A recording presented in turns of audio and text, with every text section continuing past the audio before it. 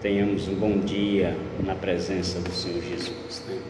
Que a graça, a paz, a misericórdia, o amor e a bondade do nosso Deus, irmãos, seja sempre uma constante em nossas vidas. Começo essa pequena live que iremos fazer nessa reflexão com um hino que o nosso pastor Ferreira sempre cantava e falava o seu refrão na igreja, o qual nos diz que temos por luta passado lutas terríveis, cruéis, mas o Senhor tem nos livrado, mas o Senhor tem livrado dela seus servos fiéis. Aleluia. As lutas são grandes em nossas vidas. Um abraço, Carice, minha filha, Deus te abençoe. As lutas são grandes e são terríveis, são cruéis, mas Deus tem nos livrado e tem nos dado vitória. A fidelidade de Deus para conosco, só quem sabe é Ele, de nossas fraquezas, de nossas falhas e de nossos defeitos. Fabiano, meu amigo, um abraço, meu filho, Deus te abençoe. Mas o Senhor conhece o som dos nossos corações, as nossas fraquezas, nossas imperfeições, Ele nos conhece. E nós queremos hoje, meus amados, fazer uma meditação que se encontra em Hebreus, capítulo 12, versículo 1 e versículo 2, que vai nos falar sobre Jesus, para quem nós devemos olhar.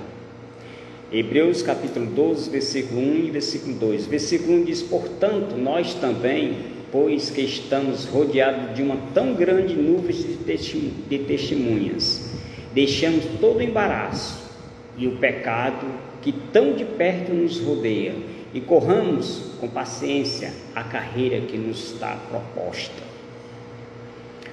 olhando para Jesus, autor e consumador da fé, o qual pelo nosso gozo lhe estava proposto, suportou a cruz, desprezando afrontas, e assentou-se à direita do trono de Deus.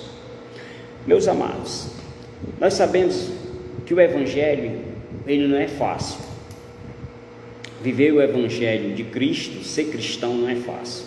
Muitas pessoas pregam facilidade no Evangelho, que você muda de vida, você vai ter saúde, vai ser próspero financeiramente, você vai ter tudo em sua vida.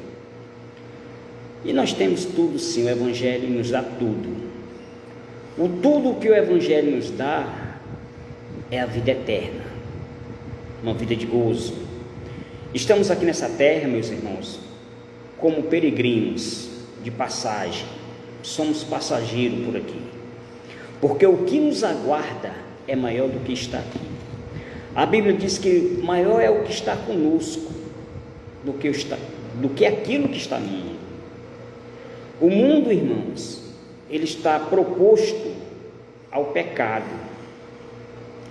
Todos os DNAs aqui dessa terra, da terra mesmo, do pó, são DNAs pecaminosos. E nós, como homens, absorvemos essa matéria pecaminosa. Através das ciências, nós somos pecado, porque nós fomos criados no pó da terra. Isso é uma realidade.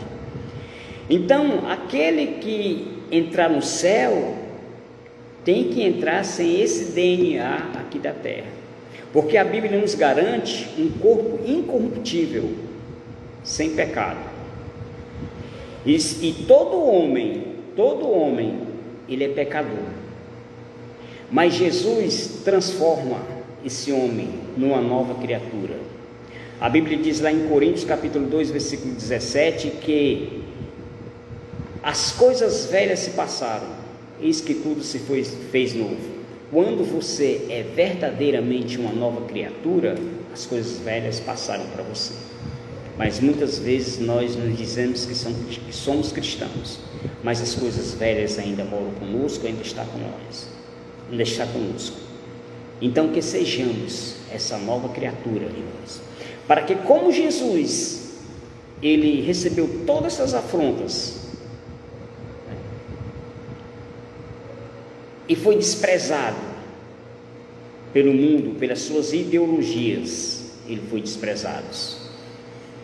Porque a ideologia, a filosofia que Jesus trouxe, foi uma filosofia vinda de Deus, não foi filosofia humana, foi de transformar o homem, de ser uma nova criatura.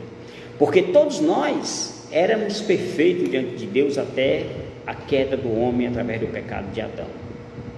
Mas aí nós nos tornamos imperfeitos e saímos da presença de Deus. Todos os dias, no entardecer, no jardim do Éden, Deus conversava com o homem. E o homem, pelo seu pecado, foi se afastando de Deus cada vez mais. E havia tempo já que Deus não conversava mais com o homem por causa do seu pecado, mas falava com o homem, porque Deus ama o homem, porque nós fomos criados em imagem e semelhança de Deus, e Deus nos ama, irmãos. É por isso que nós estamos hoje aqui, porque Deus está nos poupando, nos dando oportunidade para que nós possamos nos arrepender dos nossos feitos e voltemos a tornar a casa do nosso Pai, aonde Ele prometeu que há muitas moradas, que Ele foi preparar a morada para nós. Por isso nós devemos nos arrepender, reconhecermos que somos pecadores, mas que o sangue de Jesus nos purifica de todo o pecado. Então o homem foi se afastando de Deus através do pecado de Adão, e Deus já não conversava mais com o homem como ele conversava antigamente, como nós falamos. Todo entardecer Deus ia no jardim do Éden e conversava com Adão. E quando Adão pecou, desobedeceu a Deus, Deus procurava Adão pelo jardim do Éden, mas Deus sabia onde é que Adão estava, porque Deus é soberano, Deus é onisciente, onipotente e onipresente. São os três atributos de Deus. Deus sabia onde é que Adão estava, mas Adão se escondendo, e Deus perguntava por Adão, e quando Adão disse: eu estou aqui, escondendo de Deus através de umas folhas, porque a sua nudez tinha sido descoberta. A nudez de Adão naquela época tinha sido descoberta, era a desobediência, que ele desobedeceu a Deus. Então ele ficou exposto, como hoje também nós estamos expostos. Quando não temos a cobertura de Deus, nós estamos expostos e facilmente seremos tragados. Mas aí depois Deus começou a falar com o homem através dos profetas. Depois Deus começou a falar com os homens através de Jesus. Mas os homens não obedeceram, os homens o crucificaram, nós o crucificamos. E hoje a Bíblia também nos diz, nesse mesmo livro que nós estamos lendo, em Hebreus, que Deus hoje fala com o homem através da palavra. Jesus disse: céus e terra passará, mas as minhas palavras não passarão. E as palavras de Jesus constam nesse livro da vida, que muitos desprezam, muitos faz chacota com a palavra de Deus. Mas, irmãos, tudo que está acontecendo hoje está escrito aqui nesse livro. Um livro escrito há mais de 5.000 anos, há mais de 3.000, 5.000 anos. Está tudo aqui, recente, como sendo hoje. Nós estamos aí prestes a ver essa guerra em Israel, que está prestes a gerar uma terceira grande guerra mundial. O fim dos tempos está chegando. Cuidemos, tá? Isso não é conto de carochinha. Despertemos, busquemos a Deus enquanto há tempo, buscai ao Senhor enquanto se pode encontrá-lo. Salmo 37, versículo 5. Invocai o seu nome enquanto ele está perto. Perto está o Senhor de nós, irmãos. Basta nós darmos um passo, confessarmos o seu nome como o único e suficiente Salvador da terra, do homem, do mundo. Não há outro nome pelo qual nós devemos clamarmos e sermos salvos, a não ser pelo nome santo do Senhor Jesus. Glória a Deus. Então, se nós formos olharmos para os homens, irmãos, nós vamos nos decepcionar. Vamos deixar de lado todos os nossos objetivos. Mas se nós olharmos para Cristo, o autor e consumador da nossa fé, foi em Cristo que a nossa fé foi instituída. Ele é o autor, e foi nele que ela foi consumada ali na cruz do Calvário. O autor e consumador da nossa fé. É por isso que nós temos os nossos olhos vidrados para Cristo. É para Ele que nós devemos olhar. À nossa frente existe um caminho com vários atalhos, várias entradas, mas o alvo do cristão, irmãos, é prosseguir avante. É como Deus disse para Moisés ali no Mar Vermelho: marcha. Quando você marcha-se para frente.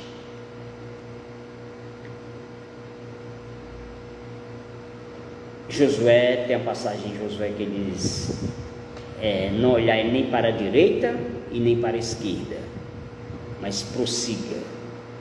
E o nosso caminho, o caminho do cristão, é prosseguir avante. Porque à nossa frente, irmãos, existe a Canaã celestial, a terra prometida que Deus nos prometeu. O povo de Israel tinha a promessa de Deus para entrar na terra prometida, como entraram, mas nem todos, mas entraram.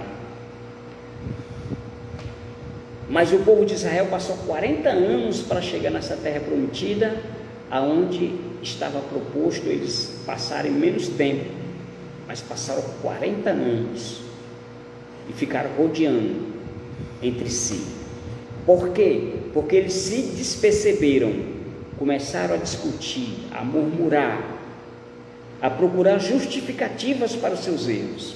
E Deus não quer justificativas para os nossos erros. Não, Deus não quer justificativas. Deus quer que confessamos os nossos erros a Ele. Ele disse: se nós confessarmos os nossos pecados e deixarmos os nossos pecados, seremos salvos. Não adianta só nós confessarmos, temos que deixar. Ele disse que se nós confessarmos os nossos pecados e deixarmos os nossos pecados, alcançaremos misericórdia da parte dele. Não vamos murmurar, vamos confessar e prosseguirmos avante. Porque tudo aquilo que, quando se tem murmura, se discute, você perde o alvo, o objetivo. E o nosso alvo é Cristo. A palavra de Deus está sendo pregada por mim nesse momento, meu filho, meus irmãos. Eu posso ter 1000 defeitos, 1000 falhas, mas olhai para Cristo. A palavra de Deus diz que ela fala da seguinte maneira, que aquele que não espalha, junta. Busque de Deus discernimento. Eu costumo sempre falar, é um dos maiores dons que eu digo que o cristão deve ter. O apóstolo Paulo nos mostra 9 dons na Bíblia, tem vários dons, mas o apóstolo Paulo também ensina o dom do amor. Glória a Deus. Mas busca com zelo o dom de discernimento, para quando alguém falar com você, você ter discernimento de Deus, se aquela palavra é de Deus ou não. Eu posso estar pregando uma palavra de Deus, mas a minha vida pode não estar no altar, mas isso é comigo e Deus. Não olhe para o irmão Evaldo, olhe para Cristo, que é o autor e consumador da nossa fé. Mas eu, como cristão, irmãos, é para ter vida no altar. Mas não olhe para o homem, não olhe para o padre, não olhe para o pastor, não olhe para o evangelista, não olhe para o presbítero, não olhe para o diácono. Olhe para Cristo, que é o autor e consumador da nossa fé. E nesse mundo que nós estamos vivendo hoje, irmãos, mundo conturbado, de lutas, nações contra nações, pai contra filho, filho contra pais, as leis nos matando. Sim, as leis nos matando. A lei, ela não absorve o homem, a lei mata, mas o Espírito, ele vivifica. Quando a palavra de Deus diz que a letra mata e o Espírito vivifica, é justamente porque a letra, ela é a lei. A lei te diz, o apóstolo Paulo diz que a lei, ela é justa, boa e santa, mas se não fosse pela lei, ele não teria conhecido o pecado. A lei te aponta, olha, aquilo ali está errado, se passar dos 60 quilômetros, a lei diz assim, aqui é para andar com 60 quilômetros, se você passar de 60, você é multado. A lei jamais vai te absolver, meu irmão, mas Deus, através da sua graça, da sua misericórdia, da sua bondade, ele vai te absolver. Jesus não veio condenar o mundo, pelo contrário, ele veio salvar, ele veio buscar aquele que se havia perdido. Nós falamos ali no início do Jardim do Éden, que o pecado entrou ali no Jardim do Éden, então o homem se perdeu ali no Jardim do Éden, e Deus veio buscar.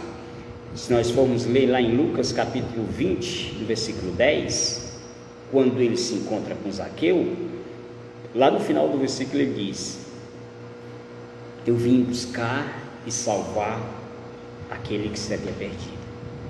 Nós estávamos com Deus todos os dias ali no Jardim do Éden, mas nós nos afastamos de Deus através do pecado de Adão. E hoje nós, através da religação, que chama-se religião é religar. Então Jesus veio nos religar a Deus novamente, através da graça. Jesus é a graça salvadora manifestada ao homem. Lá em Tito capítulo 2, versículo 11, Paulo escreve a Tito e diz, portanto, a graça de Deus se manifestou salvadora a todos os homens. Quem é a graça de Deus? Jesus. Jesus, ele havia, no Antigo Testamento, aparecia como anjo de Deus para os homens, para até chegar o tempo, a dispensação de Deus aqui na terra. Quando Jesus veio essa dispensação. A graça de Deus se manifestou salvadora a todos os homens através de Jesus. Mas os homens os rejeitaram. Os homens o rejeitaram Jesus. Mas todos aqueles a quem recebeu, ele lhes deu o poder de ser chamado filhos de Deus. E nós hoje estamos vivendo pela graça, pela misericórdia, pelo amor, pela bondade de Deus.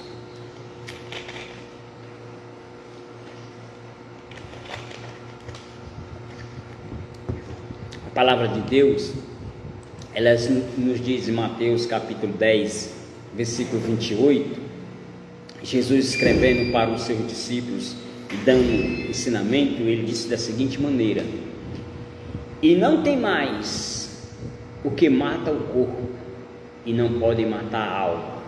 Temei antes aquele que pode fazer perecer no inferno a alma e o corpo.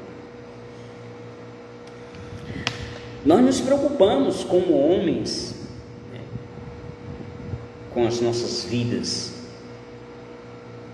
mas nós temos uma vida além, irmãos. Além desse corpo corruptível e mortal. Mas Jesus adverte, quando ele estava dando os ensinamentos ali no Sermão do Monte para os discípulos, né? Ele estava prestes a chegar a Páscoa, ele falou: e não tem mais os que matam o corpo e não podem matar a alma. Temei antes aquele que pode fazer perecer o inferno, a alma e o corpo. Esse sim, nós devemos temer. Não é que nós venhamos a não ter medo, pelo contrário, né? Eu costumo sempre dizer que o medo é um stop. Não fazer do medo um obstáculo, mas o medo, ele dá um stop. O que é o stop em nossas vidas? Um stop é você parar para pensar. Um stop em nossas vidas é você parar para pensar. Porque muitas vezes nós somos envolvidos e deixamos nos levar pelas nossas mentes, somos inteligentes. Deus nos deu a inteligência, mas Deus alerta em sua palavra, quando ele fala para Tiago, capítulo 4, e diz que buscai a sabedoria do alto, porque a sabedoria terrena, ela é diabólica, e nós constatamos isso. Tudo que o homem faz, ele tira em benefício a curto prazo, mas a longo prazo a sua própria destruição. Ele tira em benefício em curto prazo e a longo prazo a sua própria destruição.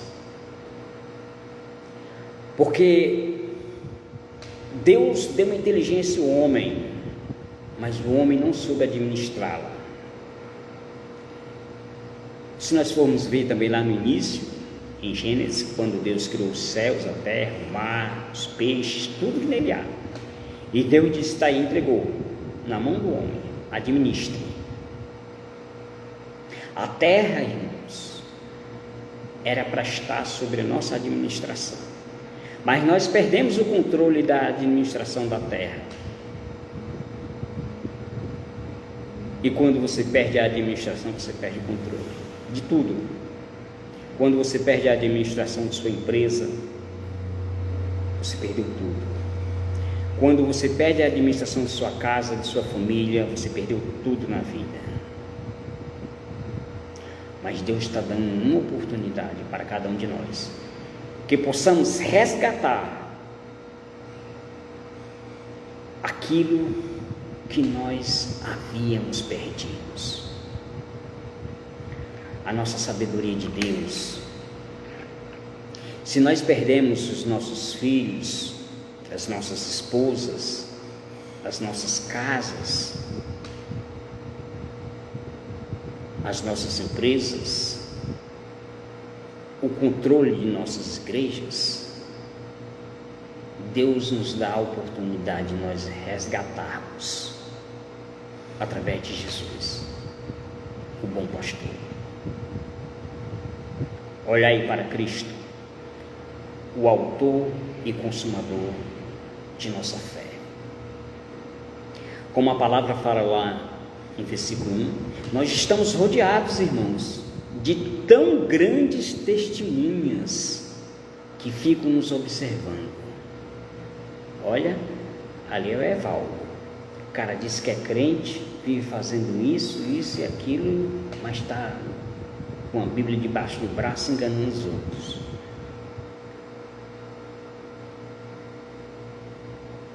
Olhai para Cristo. Deus está pronto a nos perdoar. Como já falei, se nós confessarmos os nossos pecados a Deus e deixarmos os nossos pecados, alcançaremos misericórdia dele. E ele nos diz lá em Miqueias capítulo 3, versículo 8: dos teus pecados não me lembrarei mais, pois julguei na mais profundezas do mar. Mas por que dentro do mar? céus e terra vão prestar conta com Deus, irmãos. Dos seus vivos, a terra prestará conta, e dos mortos. E Deus diz: abre-se mar, e o mar irá prestar conta dos mortos. Isso é uma realidade, está escrito lá em Apocalipse. Não há nenhum, não há ninguém, não há rei, presidente, governador, prefeito, empresário alto, advogado, pastor, padre, papa, não há um sequer que deixará de prestar conta com Deus. A Bíblia diz que todo joelho se dobrará e toda língua confessará que só o Senhor é Deus. Aleluia. Irmão Francisco, meu amado, a paz. Toda língua confessará. Não há um que venha a escapar da presença do Senhor. Não existe conchavos, mediadores, dá um jeitinho, eu vou segurando aqui no teu pé, vou aqui segurando tua mão para mim entrar. Não. Todos, um por um, prestaremos conta perante a Deus. Há em nós, irmãos, como seres humanos, um indicador que somos únicos aqui na terra, mas Deus prestará conta de cada um. Nossas digitais, elas nos qualificam como, é ela que nos qualifica como indivíduos que iremos prestar conta com Deus. Somos únicos. A soberania de Deus é tão grande, irmãos, que por máximo que nós queremos tentar justificar para alguém, dizer que Deus não existe, que Deus é isso, aquilo outro, mas Deus vai sempre mostrando. Quando você coloca uma justificativa, querer dar uma desculpa, mas Deus mostra: mas olha isso aqui, mas olha isso aqui, mas olha isso aqui, olha isso aqui. Isso aqui é a individualidade do homem. Somos únicos. Somos único ou somos únicos seres? Somos indivíduos e vamos prestar conta com Deus dos nossos feitos, das nossas obras. Não essas obras que nós colocamos aqui na terra. Eu ajudei alguém, dei dinheiro no sinal a alguém, dei uma calça a um, dei um sapato a outro, dei uma bola a um, uma bola... Não, essa não é a obra de Deus. A Bíblia diz que a fé sem as obras, ela é morta. Nós, como cristãos, devemos ter obras. Mas se eu tiver só obras e não tiver fé, estarei morto. Não vale nada. Eu tenho que ter fé e obras.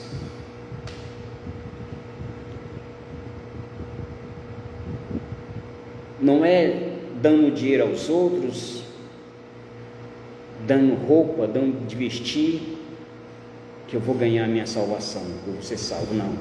A Bíblia diz lá em Efésios capítulo 9, versículo 10, que a fé,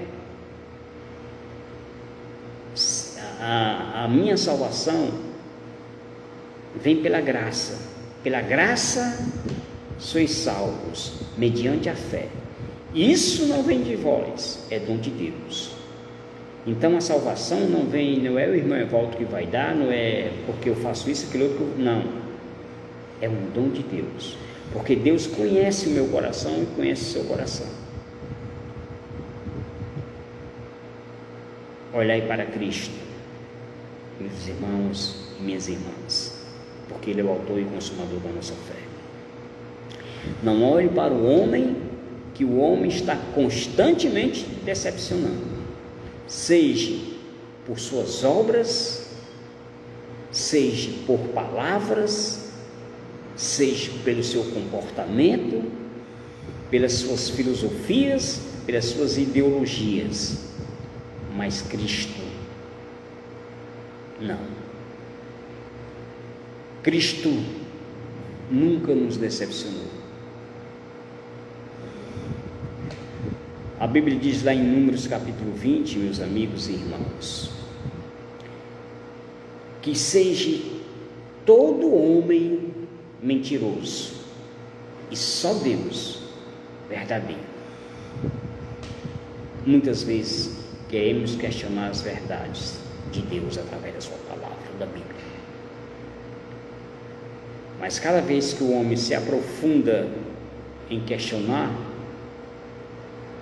o homem questiona-se a si próprio em suas ilimitações.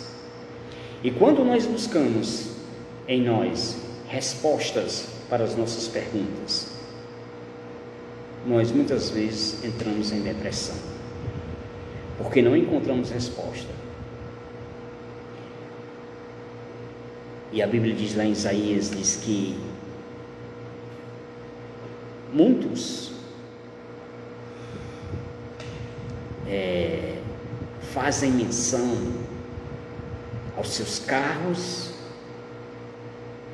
aos seus cavaleiros, mas nós fazemos menção ao Senhor dos Exércitos. Nós fazemos planos. O homem, nós somos cheios de planos, mas a Bíblia diz que a resposta certa vem do Senhor. É Ele que nos dá a resposta, que nos traz a resposta certa. Muitas vezes nós nos precipitamos, buscamos respostas de nossas perguntas, mas a Bíblia diz que a resposta certa vem do Senhor. E buscamos em Deus, na pessoa do Senhor Jesus, meus irmãos, as nossas respostas. Porque Ele tem resposta para todas as nossas perguntas. Nós não passaremos batidos, na maneira de nós falarmos. Nós não passaremos batidos com Cristo. Ele está pronto a nos responder. Louvado seja o nome do Senhor. Cristo Jesus é o fiel amigo. Existe um hino na harpa cristã que diz: Cristo Jesus é fiel amigo, Ele só, e nas lutas de cada dia, Cristo nunca me deixou só, pois Ele é o meu fiel amigo, Ele só Cristo, Ele é o nosso fiel e verdadeiro amigo. Jesus é o nosso refúgio verdadeiro. Buscar em Cristo, meus irmãos, o nosso refúgio verdadeiro. Cristo Jesus é o nosso fiel amigo. Não andemos ansiosos pelo dia de amanhã, mas entregamos a Cristo todos os nossos dias, que Ele cuidará muito bem de nós. Amém, irmãos? Entregamos as nossas vidas a Jesus, que Ele cuidará muito bem de nós. Temos por luta passada, lutas terríveis, cruéis, mas o Senhor tem livrado delas seus servos fiéis. Aleluia, aleluia. Deus é fiel. Deus é fiel.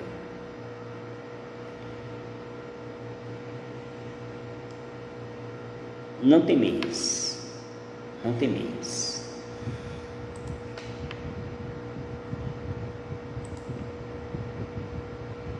Aquele que mata o corpo e não pode matar a alma. temei antes aquele que pode fazer perecer no inferno a alma e o corpo. Amém, meus amados? Eu quero lhes agradecer por mais esse tempo que nós passamos aqui com vocês, talvez incomodando-os, mas nós louvamos a Deus, porque se temos o fôlego de vida, aprova o Senhor. E cuidemos, irmãos, estamos vivendo os últimos dias nessa face da terra. E nós sabemos, Dona Marluce, bom dia, Dona Marluce, e nós sabemos que isso não é um conto de carochinha. Tá? Estamos vivendo o fim dos tempos. Quando ouvires rumores de guerra, nação contra nação, pai contra filho, filho contra pai, terremotos, maremotos, atentai. Isso é o princípio das dores. E ai das grávidas nesses tempos. Por que ai das grávidas, irmãos? Porque uma mãe, ela faz de tudo para proteger o seu filho. Ela dá vida. Interessante, deixa eu puxar mais um pouquinho aqui. Interessante que lá em Isaías, Deus falando para o povo de Israel, ele disse: pode uma mãe se esquecer de amamentar um filho? E ele mesmo responde: não, e jamais eu vos esquecerei, Israel. Ai das grávidas, porque nós estamos vivendo hoje, irmãos, momentos em nossas leis que querem matar crianças, como Herodes fez ali, ao perseguir todas aquelas crianças que nasceram, que ele não sabia, ele sabia que daquelas crianças ia vir Jesus. Então ele perseguiu todas as crianças daquela época e mandou matar as criancinhas, né, que estavam nascendo. Ele não sabia quem era o Jesus, então ele mandou matar todas, né, que iam nascendo. É tanto que Jesus fugiu para o Egito, né, onde Maria e José saíram com Jesus, fugindo para não ser morto, para não matar, que Herodes não pudesse matar, né? E hoje nós estamos vendo as leis que nós falamos há pouco tempo. A lei, ela mata e o Espírito vivifica. A lei, ela mata e o Espírito vivifica. E hoje nós estamos vendo a lei aprovada pelo Supremo Tribunal, dando legalidade ao aborto.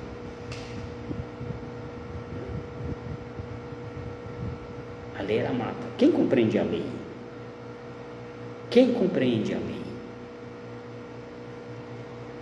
A nossa inteligência, irmãos. Como homem, nós somos inteligentes. Mas aonde vai a inteligência de matar uma criança que está no ventre? Olha a inteligência do homem, como ela é diabólica. Estamos chegando, prestes ao fim, irmãos. E muitas coisas estão por vir, tá? Tanto espiritualmente, tudo se resume na espiritualidade do homem, como também na intelectualidade. O intelecto do homem é que mascara a lei. Não, porque tem que ser assim, por causa disso, por causa daquilo. E é uma das coisas que o inimigo trabalha em nossas mentes. Então, tudo aquilo que você for levar, for deixar para o seu coração, faça na sua mente, mas faça uma peneira daquilo que você quer que desça para o seu coração. Tá bom? E que Deus tenha misericórdia de nós e continue nos abençoando, irmãos, com ricas sortes de bênçãos vinda do alto. Que Deus restaure a paz em Israel, mas acima de tudo seja feita a vontade dele. Como Jesus também disse: Pai, se possível, passe esse cálice de mim, mas faça-se a tua vontade. Que a vontade de Deus seja feita em nossas vidas, em Israel, em todo esse mundo, porque tudo aprove ao Senhor, todas as coisas.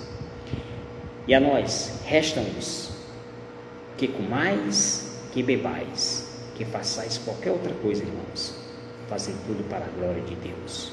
1 Coríntios capítulo 10, 31. Tá bom?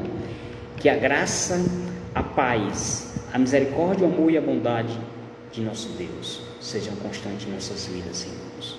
A paz do Senhor a todos.